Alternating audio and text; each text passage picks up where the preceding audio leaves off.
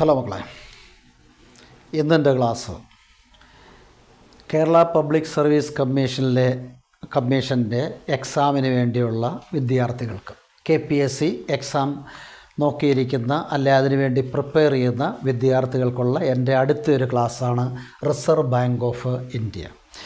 LDC മുതൽ KAS വരെയുള്ള സർവ്വ കുട്ടികൾക്കും ചോദിക്കുന്ന ഏറ്റവും കൂടുതൽ ക്വസ്റ്റ്യൻസ് വരുന്ന ഒരു പോർഷനാണ് റിസർവ് ബാങ്ക് ഓഫ് ഇന്ത്യ എന്ന് പറഞ്ഞത്. ബാങ്ക് എന്ന് പറഞ്ഞാൽ നമുക്കറിയാം, ബാങ്ക് എന്ന് പറഞ്ഞാൽ an institution which is responsible for accepting deposits and giving loans and advances to the needy people എന്ന അത്യാവശ്യക്കാരിൽ, അതായത് അധികം പണമുള്ളവരുടെ നിന്ന് പണം സ്വീകരിക്കുകയും ഡെപ്പോസിറ്റായിട്ട് സ്വീകരിക്കുകയും ആവശ്യക്കാർക്ക് പണം വായ്പയായിട്ട് കൊടുക്കുകയും ചെയ്യുന്ന സ്ഥാപനങ്ങളെയാണ് നമ്മൾ ബാങ്ക് എന്ന് പറയുന്നത്. നമുക്കറിയാമല്ലോ, ഇത് ഇറ്റലിയിലും ഒക്കെയാണ് ആദ്യകാലത്തുണ്ടായത്. അന്നെന്ന് പറഞ്ഞാൽ ലാൻഡ് ലോഡ്സ് അതുപോലുള്ള പ്രമുഖരായിട്ടുള്ള ആൾക്കാർ അവരുടെയിലുള്ള എക്സസ് മണി, അധികമായിട്ടുള്ള പണം ആവശ്യക്കാർക്ക് കൊടുക്കാൻ വേണ്ടി ഒരു വലിയ ബെഞ്ച് എടുത്ത് മാർക്കറ്റ് പ്ലേസിൽ കൊണ്ട് ഇരിക്കും. എന്നിട്ട് ആ ബെഞ്ചിലിരുന്നുകൊണ്ട് വിളിച്ച് പറയുകയാണ്, ആവശ്യക്കാർക്ക് പണം വേണോ, വേണമെങ്കിൽ ചെല്ലുക, അവർക്ക് സെക്യൂരിറ്റിയുടെ അടിസ്ഥാനത്തിൽ പണം കൊടുക്കുക. അങ്ങനെ ബെഞ്ചിലിരുന്ന് ഈ സംഭവം നടത്തി, ഈ ട്രാൻസാക്ഷൻ നടത്തി. അതുകൊണ്ടാണ് ഇതിനെ ബാങ്ക്, ആ ബെഞ്ച് എന്നുള്ള അർത്ഥത്തിൽ പലരും ബാങ്ക്, ബാങ്കോ എന്നൊക്കെ പല പേരിൽ അറിയപ്പെടുന്നത്. പിന്നീട് ജർമ്മൻ ഭാഷ വന്നപ്പോൾ അവിടെയാണ് കറക്റ്റ് സ്പെല്ലിംഗ് BANK, ജർമ്മൻ ഭാഷയിലാണ് ബാങ്ക് എന്ന് നമ്മൾ ഇപ്പോൾ അറിയപ്പെടുന്നത്. ഇനി ഇന്ത്യയിലോട്ട് വന്നു കഴിഞ്ഞാൽ ഇന്ത്യയിലെ ഫസ്റ്റ് ബാങ്ക് ഓഫ് ഇന്ത്യ എന്ന് പറയുന്നത് ബാങ്ക് ഓഫ് ഹിന്ദുസ്ഥാനാണ്. അത് എസ്റ്റാബ്ലിഷ് ചെയ്ത് 1770 ആസ്ഥാനം കൽക്കട്ട, ഹെഡ് ക്വാർട്ടേഴ്സ് കൽക്കട്ട. നമ്മുടെ ഇന്ത്യയുടെ ആദ്യകാലത്തെ ക്യാപിറ്റൽ വരെ കൽക്കട്ടയായിരുന്നു. നമ്മുടെ ഏറ്റവും പ്രധാനപ്പെട്ട പ്ലേസ് കൽക്കട്ടയായിരുന്നു. ഈ പറയുന്ന RBIയുടെ ആസ്ഥാനവും കൽക്കട്ടയായിരുന്നു. പിന്നീടാണ് സൗകര്യാർത്ഥം ഡൽഹിയിലേക്ക് മാറ്റിയത്. പിന്നീട് അത് കഴിഞ്ഞ് ജനറൽ ബാങ്ക് ഓഫ് ഇന്ത്യ വന്നു 1786, അതും കൽക്കട്ടയിൽ തന്നെ. പിന്നെ bank of Bengal, bank of Bombay, bank of Madras, ഇങ്ങനെ 3 പ്രൊവിൻഷ്യൽ ബാങ്കുകൾ ആദ്യകാലത്തുണ്ടായിരുന്നു. ഇത് പിന്നെ മെർജ് ചെയ്തു. ഇതെല്ലാം കൂടെ 1921 ഒന്നിച്ചു ചേർന്ന് ഇമ്പീരിയൽ ബാങ്ക് ഓഫ് ഇന്ത്യ എന്ന പേരിൽ അറിയപ്പെട്ടു. 1935 RBI എസ്റ്റാബ്ലിഷ് ചെയ്യുന്നിടം വരെ ഇന്ത്യയിലെ കംപ്ലീറ്റ് ഫൈനാൻഷ്യൽ കാര്യങ്ങൾ കൈകാര്യം ചെയ്ത് ഈ ഇമ്പീരിയൽ ബാങ്കായിരുന്നു, ഓർത്തോണം. പിന്നീട് 1955 നമ്മുടെ state bank of India act അനുസരിച്ച് ഈ ഇമ്പീരിയൽ ബാങ്കിനെ റീനെയിം ചെയ്തു SBI, അത് ഓർത്തോണം. അപ്പോൾ പഴയ ഇമ്പീരിയൽ ബാങ്കാണ് ഇന്ന് നമ്മൾ കാണുന്ന സ്റ്റേറ്റ് ബാങ്ക് ഓഫ് ഇന്ത്യ 1955. പിന്നീട് RBIക്ക് വേണ്ടി, അതായത് റിസർവ് ബാങ്ക്, നമ്മുടെ മൊത്തത്തിലുള്ള ഫൈനാൻഷ്യൽ കാര്യങ്ങളെ ഒന്ന് കൺട്രോൾ ചെയ്യാനും സെറ്റപ്പ് ചെയ്യാനും ഇന്ത്യയുടെ എക്കണോമിക് ഗ്രോത്തിന് വേണ്ടി RBI അത്യാവശ്യമാണെന്ന് അന്ന് ബ്രിട്ടീഷ് ഗവൺമെൻറ്, അപ്പോൾ അവർ തീരുമാനിക്കുന്നു. അത് ബ്രിട്ടീഷുകാരുടെ ഒരു ഭരണമായിരുന്നല്ലോ ആ കാലഘട്ടത്തിൽ. അങ്ങനെ 1928 ഹിൽട്ടൺ യങ് എന്ന് പറയുന്ന ആളിൻ്റെ പേരിൽ ഒരു കമ്മീഷൻ വന്നു. അതിനെ റോയൽ കമ്മീഷൻ എന്നും പറയാറുണ്ട്. ഹിൽട്ടൺ യങ് കമ്മീഷൻ അവർ ശുപാർശ ചെയ്തതനുസരിച്ചാണ് 1935 RBI എന്ന് പറയുന്ന Reserve Bank of India established ആകുന്നത്, ഓർത്തിരുന്നോണം. അപ്പോൾ to regulate, control and inspect commercial banks or monetary system, നമ്മുടെ എക്കോണമിയിലെ കംപ്ലീറ്റ് മോണിറ്ററി സിസ്റ്റം, അതിനെ കൺട്രോൾ ചെയ്യുക, അതുപോലെ തന്നെ ഇൻസ്പെക്റ്റ് ചെയ്യുക, റെഗുലേറ്റ് ചെയ്യുക, ഇതിനെല്ലാം കൂടെ വന്ന ഔദ്യോഗികമായിട്ടുള്ളൊരു സ്ഥാപനമായിരുന്നു 1935 രൂപീകരിച്ച RBI. അത് അണ്ടർ ഫൈനാൻസ് മിനിസ്ട്രി, നമ്മുടെ ഫൈനാൻസ് മിനിസ്റ്ററുടെ അണ്ടറിലാണ് അതെന്ന് പറയുന്നത്. പിന്നെ 1949 ആയപ്പോൾ, ഓർത്തോണം വർഷം 1949 ജാനുവരി 1 RBI നാഷണലൈസ് ചെയ്തു. സെൻട്രൽ ഗവൺമെൻറ്റിൻ്റെ ഏറ്റവും മെയിൻ ഇൻസ്റ്റിറ്റ്യൂഷനാക്കി മാറ്റി, നാഷണലൈസ് ചെയ്തു 1949 വിത്ത് ഹെഡ് ക്വാർട്ടേഴ്സ് ബോംബെ. പഴയകാലത്ത് ബോംബെ, ഇപ്പോൾ മുംബൈ എന്ന് പറയും. പിന്നെ അതിൻ്റെ ലോഗോ, എംബ്ലം എന്ന് പറയുന്നത് നിങ്ങൾ കണ്ടു കാണും, A tiger and A palm tree ആണ്. ടൈഗർ എന്ന് പറയുമ്പോൾ നേഷൻ്റെ പവറിനെ കാണിക്കാനാണ് ടൈഗർ. പാം ട്രീ എന്ന് പറയുമ്പോൾ പഴയകാലം മുതൽ നമ്മൾ ഫോളോ ചെയ്യുന്ന അഗ്രികൾച്ചറൽ ഹെറിറ്റേജാണ്. അഗ്രികൾച്ചറിലൂടെയുള്ള ഗ്രോത്ത്, ആ പച്ചപ്പ്, ആ ഗ്രീനറി, അതിനെ കാണിക്കുന്നതാണ് പാം ട്രീ എന്ന് പറയുന്നത്. പിന്നെ നമ്മുടെ ഫൈനാൻഷ്യൽ ഇയർ പോലെ തന്നെ RBIയുടെ ഫിസ്ക്കൽ ഇയർ എന്ന് പറയുന്നത് April 1 to March 31 ആണ്. പിന്നെ ബാങ്കിങ് റെഗുലേഷൻ ആക്ട് വന്നു 1949.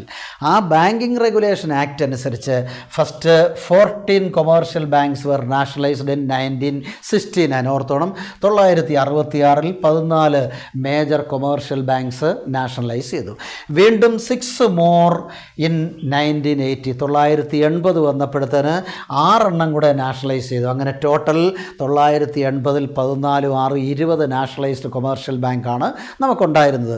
പിന്നെ ഇതിൻ്റെ ഒരു പ്രത്യേകത എന്താണെന്ന് വെച്ചാൽ ഈ 2 നാഷണലൈസേഷനും അന്ന് പ്രൈം മിനിസ്റ്റർ ഇന്ദിരാഗാന്ധി ആയിരുന്നു. രണ്ടും ഇന്ദിരാഗാന്ധിയുടെ കാലത്താണ് നടക്കുന്നത്.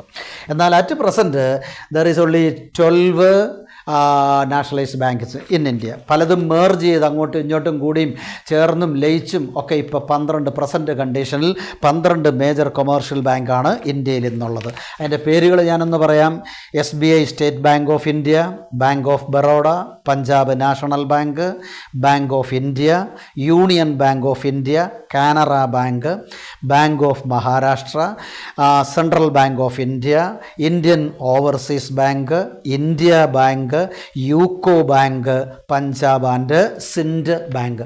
ഇത്ര എണ്ണമാണ് ഇപ്പോൾ നമുക്ക് ഉള്ളത്. പിന്നെ ന്യൂ ബാങ്ക് ഓഫ് ഇന്ത്യ എന്ന് പറയുന്നത് 1993 PNBയിലേക്ക് ലയിച്ചു. 1993 PNBയിലേക്ക് മെർജ് ചെയ്തു പഞ്ചാബ് നാഷണൽ ബാങ്കിലേക്ക്. അതുപോലെ ഓറിയൻറ്റഡ് ബാങ്ക് ഓഫ് കൊമേഴ്സ്, അതുപോലെ യുണൈറ്റഡ് ബാങ്ക് ഓഫ് ഇന്ത്യ, ഇത് രണ്ടും 2020 PNBയിൽ ലയിച്ചു. 1/4/2020. അതേ ദിവസം തന്നെ Andhra and corporation bank union bank of ഇന്ത്യയിലും മെർജ് ചെയ്തു. ഓർത്തോണം. പിന്നെ നമ്മൾ പറയുന്ന 4 മെയിൻ സെക്ടർ ബാങ്കുകളാണ് നമുക്കുള്ളത്. ഒന്ന് പബ്ലിക് സെക്ടർ ബാങ്ക്, മറ്റൊന്ന് പ്രൈവറ്റ് സെക്ടർ, പിന്നെ കോഓപ്പറേറ്റീവ് ബാങ്ക്സ്, ന്യൂജൻ ബാങ്ക്. ഇങ്ങനെ 4 ഗ്രൂപ്പാണ്. പബ്ലിക് സെക്ടർ ബാങ്കുകളാണ് ഞാനിപ്പോൾ പറഞ്ഞ 12 എണ്ണം. അതിൽ ടോപ്പ് മോസ്റ്റ് എന്ന് പറയുന്നത് ഓർത്തോണം SBI ആണ് number 1 public sector bank. Number 2 എന്ന് പറയുന്നത് പഞ്ചാബ് നാഷണൽ ബാങ്കാണ് PNB. പിന്നെ പ്രൈവറ്റ് കൺട്രോൾ ചെയ്യുന്ന അവരുടെ അഡ്മിനിസ്ട്രേഷനിൽ പോകുന്ന ധാരാളം ബാങ്കുകൾ നമുക്കുണ്ട്. അതായത് South Indian bank, federal bank, Dhanlaxmi bank, അതുപോലെ കാത്തലിക് സിറിയൻ ബാങ്ക്, ഇതെല്ലാം പ്രൈവറ്റ് സെക്ടറാണ്. പിന്നെ കോഓപ്പറേറ്റീവ് ബാങ്ക് അറിയാമല്ലോ, കോഓപ്പറേറ്റീവ് സൊസൈറ്റി കണ്ടക്ട് ചെയ്യുന്ന ധാരാളം ബാങ്കുകൾ നമുക്കുണ്ട്. പിന്നെ new generation bank, new generation അല്ലെങ്കിൽ അതിനെ ഹൈടെക് ബാങ്ക് എന്ന് പറയും. അതിൽ ടോപ്പിൽ നിൽക്കുന്നത് HDFC ആണ്. പിന്നെ കൂടാതെ ICICI, IDBI, ആക്സിസ് ബാങ്ക്, ഇതൊക്കെയാണ്. അപ്പോൾ അതിൽ തന്നെ പൊതുവെ പറഞ്ഞാൽ ഇന്ത്യയിൽ ഇപ്പോൾ ഏറ്റവും കൂടുതൽ ഡീലിങ്സ് നടത്തുന്നത് HDFC ആണെന്നൊക്കെയാണ് പറയുന്നത്. അപ്പോൾ അതൊന്ന് ഓർത്തിരുന്നോണം. പിന്നെ അതുപോലെ തന്നെ ഇതിൻ്റെ ഗവേണിംഗ് ബോഡി എന്ന് പറയുന്നത് സെൻട്രൽ ബോർഡ് ഓഫ് ഡയറക്ടേഴ്സ് എന്ന് പറയും. അതായത് RBIയെ കംപ്ലീറ്റ് ഭരിക്കുന്നത്, അതിൻ്റെ കാര്യങ്ങളെല്ലാം അഡ്മിനിസ്ട്രേഷൻ നടത്തുന്നത് 21 സെൻട്രൽ ബോർഡ് ഓഫ് ഡയറക്ടേഴ്സ്. അതായത് സെൻട്രൽ ബോർഡ് ഓഫ് ഡയറക്ടേഴ്സ് എന്ന് പറയുന്ന ഒരു വിങ്, അതിൻ്റെ അത് 21 മെമ്പേഴ്സ് ഉണ്ട് എന്നോർത്തിരുന്നോണം. അതാരൊക്കെയാണെന്നൂടെ ഞാനൊന്ന് പറയാം. ഒന്നൊരു ഗവർണറാണ്. 21 ഉണ്ടോയെന്ന് നോക്കിക്കോണം. ഒന്ന് ഗവർണർ, പിന്നെ 4 deputy governor's, 2 finance ministry representative ഉണ്ട്. അതിലൊരാൾ എക്കണോമിക് അഫയേഴ്സ് സെക്രട്ടറി, മറ്റൊരാൾ ഫൈനാൻസ് സെക്രട്ടറി വേണം. പിന്നെ 10 ഗവൺമെൻറ് ഡയറക്ടേഴ്സ് ഉണ്ട്, നോമിനേറ്റഡ്. 10 ഗവൺമെൻറ് നോമിനേറ്റഡ് ആയിട്ടുള്ള ഡയറക്ടേഴ്സ് ഉണ്ട്. പിന്നെ 4 ഡയറക്ടേഴ്സ് റെപ്രസെൻറ്റഡ് ലോക്കൽ ബ്രാഞ്ചസ്. നമുക്ക് ലോക്കൽ ബ്രാഞ്ച് അതുണ്ട് കൊൽക്കത്ത എന്ന് പറയുമ്പോൾ പഴയ കൽക്കട്ട, പിന്നെ മുംബൈ പഴയ ബോംബെ, അതുപോലെ ഡൽഹി, പിന്നെ ചെന്നൈ എന്ന് പറയുന്നത് അറിയാമല്ലോ, മദ്രാസ്, പഴയ മദ്രാസ്. അപ്പം 4 ബ്രാഞ്ചസ് ഉണ്ട്. കൊൽക്കത്ത, മുംബൈ, ഡൽഹി, ചെന്നൈ. അവിടുന്ന് 4 ഓരോ റെപ്രസെൻറ്റേറ്റീവും ഉണ്ട്. ഇത്രയും പേരാണ് ഇതിൻ്റെ അകത്തിലുള്ളത്. അപ്പോൾ ടോട്ടൽ 21 മെമ്പേഴ്സ് ഇതിനകത്തിൽ ഉണ്ടെന്ന് ഓർത്തിരുന്നോണം.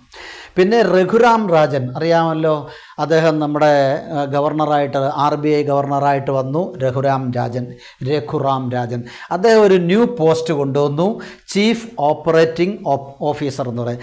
ചീഫ് ഓപ്പറേറ്റിംഗ് ഓഫീസർ, അതായത് നേരത്തെ പറഞ്ഞ ഡെപ്യൂട്ടി ഗവർണർ റാങ്കിലുള്ള ഒരു ഉദ്യോഗസ്ഥനാണ്. അങ്ങനെ ഇവിടെ വന്നിട്ടുണ്ട്. പിന്നെ ഇനി നമുക്ക് പറയേണ്ട ഒരു കാര്യം എന്താണെന്ന് ചോദിച്ചാൽ, ഇവിടുത്തെ ഫസ്റ്റ് ഗവർണർ, ഈ ബാങ്കിൻ്റെ RBIയുടെ ഫസ്റ്റ് ഗവർണർ ഓർത്തിരിക്കുക, CD ദേശ്മുഖ്. അതിന് മുമ്പുണ്ടായ ഉണ്ടായിരുന്ന ഗവർണർമാർ അതൊക്കെ ബ്രിട്ടീഷുകാരായിരുന്നു. നമ്മുടെ ഇന്ത്യൻ എന്ന് പറയുന്നത് ഫസ്റ്റ് ഇന്ത്യൻ ഗവർണർ, അതായത് ഇന്ത്യനായിട്ടുള്ള റിസർവ് ബാങ്കിൻ്റെ ഗവർണർ, ഇന്ത്യക്കാരനായിട്ടുള്ള റിസർവ് ബാങ്കിൻ്റെ ഗവർണർ CD ദേശ്മുഖ് എന്ന് പറയും. ഇപ്പോൾ അവിടെ മുതൽ ഇങ്ങോട്ട് 26 ഗവർണേഴ്സ് ഉണ്ടായിട്ടുണ്ട്. ഇപ്പം നിലവിൽ 26ാമത്തെ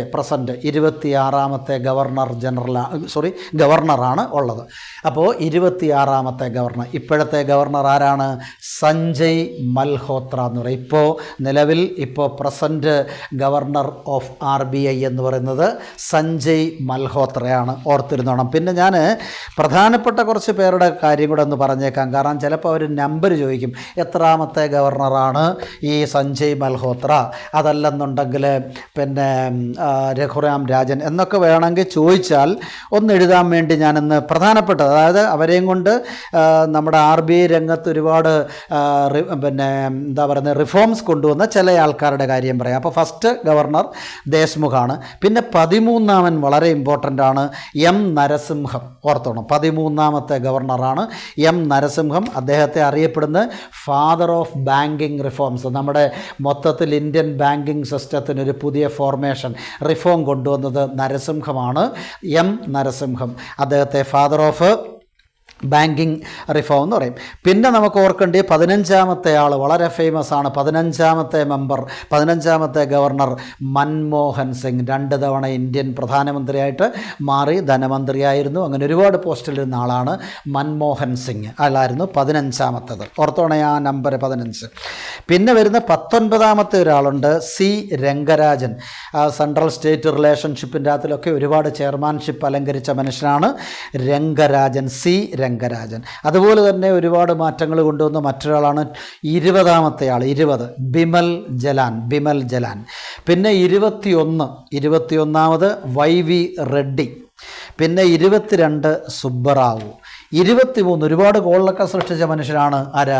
രഘുറാം രാജൻ. ഓർത്തോണം, അയാൾ 23ാമത്തെ, അതായത് നമ്മുടെ RBIയുടെ 23ാമത്തെ ഗവർണറാണ് രഘുറാം രാജൻ. പിന്നെ 24 ഊർജിത് പട്ടേൽ എന്ന് പറയും. പുള്ളിക്ക് വലിയ ഫേമസ് ഒന്നും ആയിരുന്നില്ല, കുറച്ച് ഗോളിലൊക്കെ ഉണ്ടാക്കിയിട്ടുണ്ടെങ്കിലും അത് വേണ്ടപ്പെട്ട രീതിയിലല്ലായിരുന്നു. ഊർജിത് പട്ടേൽ 24. 25ാമത്തെ ഇപ്പോൾ ഇറങ്ങിപ്പോയാൾ ശക്തികാന്ത ദാസ്. പുള്ളിയെ കൊണ്ടും വലിയ നേട്ടമൊന്നും ഉണ്ടായിട്ടില്ല, എന്നാലും ചെറിയ വ്യത്യാസങ്ങളൊക്കെ വന്നിട്ടുണ്ട്. ഇപ്പോൾ 26ാമത്തെയാണ് സഞ്ജയ് മൽഹോത്ര എന്ന് പറയും. അപ്പോൾ ഇത്രയും കാര്യങ്ങൾ ഈ റിസർവ് ബാങ്കിൻ്റെ ഒരു ഇൻട്രൊഡക്ഷനായിട്ട് ഓർത്തിരിക്കും. ഇതിൻ്റെ കൂടെ ഒരു എക്സ്ട്രാ 1-2 ഫിറ്റിങ്ങൂടെ ഞാൻ പറയാം. ഇത് പറയുമ്പോൾ നമ്മൾ ഓർക്കണം, ഫസ്റ്റ് സെൻട്രൽ ബാങ്കിൻ്റെ, എല്ലാ രാജ്യങ്ങൾക്കും ഓരോ സെൻട്രൽ ബാങ്കുണ്ട്. Apex bank of every country എന്നാണ് പറഞ്ഞത്. ഏറ്റവും ടോപ്പ് പോസ്റ്റ് ബാങ്കിനെ വിളിക്കുന്ന പേരാണ് സെൻട്രൽ ബാങ്ക്. എല്ലാ രാജ്യങ്ങൾക്കും അവരുടേതായിട്ടുള്ള സെൻട്രൽ ബാങ്ക് ഉണ്ട്. ആദ്യ central bank, first central bank in the world എന്ന് പറയുന്നത് റിക്സ് ബാങ്ക് ഓഫ് സ്വീഡനാണ്. 1656 1656 സ്വീഡനിലാണ് ഉണ്ടായത്. RIKS റിക്സ് ബാങ്ക് ഓഫ് സ്വീഡൻ, അതാണ് ഒന്നാമത്തത്. എന്നാൽ ഒരു ഫുൾ ഫ്ലഡ്ജ്ഡ് ആയിട്ട് ഇപ്പം നമ്മൾ കാണുന്ന പോലുള്ള ഒരു ട്രൂ ഫങ്ഷനിങ് ഉള്ള main central bank 1694 bank of England, mother bank എന്നൊക്കെ അതിനെ വിളിക്കുന്നത്, ബാങ്ക് ഓഫ് ഇംഗ്ലണ്ട് 1694. പിന്നെ നമ്മളത് പറയുമ്പോൾ USA കാര്യം കൂടെ ഇവിടെ ഉണ്ട്, അതുകൂടെ ഇതിൻ്റെ അകത്തിരുന്നോട്ട്. USA സെൻട്രൽ ബാങ്കിനെ വിളിക്കുന്ന പേര് ഫെഡറൽ റിസർവ് സിസ്റ്റം, അത് 1913 ഇത്ര എക്സ്ട്രാ കാര്യം കൂടി ഇതിൻ്റെ അകത്തിൽ ഓർത്തിരിക്കുക. അപ്പോൾ ഇതൊക്കെ ക്വസ്റ്റ്യൻ്റെ അകത്തിൽ വരാൻ സാധ്യതയുണ്ട്. അപ്പോൾ ഇത്ര ഇതിൻ്റെ ഒന്നാമത്തെ പാർട്ടായിട്ട് ഓർത്തിരിക്കുക. ഇനി റിസർവ് ബാങ്കിൻ്റെ ഫങ്ഷൻ, ഏതെല്ലാം രീതിയിൽ അപ് ടു ഡേറ്റ് ആയിട്ട് അവർ ചെയ്യുന്ന കാര്യങ്ങൾ എന്തൊക്കെയാണ്? ഒരുപാട് കാര്യങ്ങളുണ്ട്. റിസർവ് ബാങ്കിൻ്റെ ബാങ്ക് റേറ്റ് ഉണ്ട്, ഓപ്പൺ മാർക്കറ്റ് ഓപ്പറേഷന്, ക്യാഷ് റിസർവ് റേഷ്യോ ഉണ്ട്, അതുപോലെ SLR statutory liquidity ratio, repo, reverse repo. ഇതിലൂടെയാണ് ഇന്നിപ്പോൾ ഈ ബാങ്കിങ് മേഖലയെ ഇവർ കൈകാര്യം ചെയ്യുന്നത്. ഇതിൻ്റെ എല്ലാം വിശദവിവരങ്ങൾ അടുത്ത ക്ലാസ്സിൽ പറയാം. ഓക്കെ.